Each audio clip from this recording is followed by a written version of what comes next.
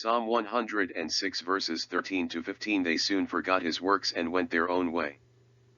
Verses 13 to 15 reads, They soon forgot his works, they did not wait for his counsel.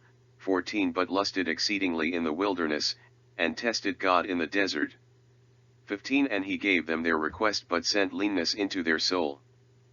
This is a condensed version of the history of Israel's provocations against God during their wilderness journey, and it ends with the wrath of God against them for those provocations, and this abridgment becomes a warning to the church of our day by the Apostle Paul, in 1 Corinthians 10:6 and 7.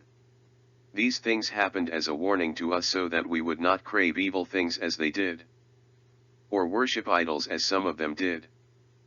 The cause of their sin ending in a display of God's wrath was brought about by their disregard for his works and his word.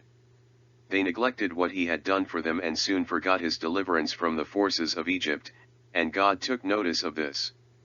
We read in Exodus 16:1-3.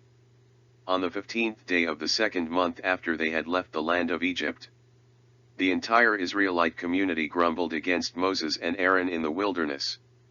The Israelites said to them, If only we had died by the Lord's hand in the land of Egypt when we sat by pots of meat and ate all the bread we wanted.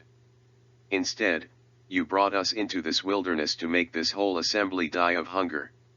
HCSB, the result of their blatant disregard for God's works is recorded in Numbers 11:33.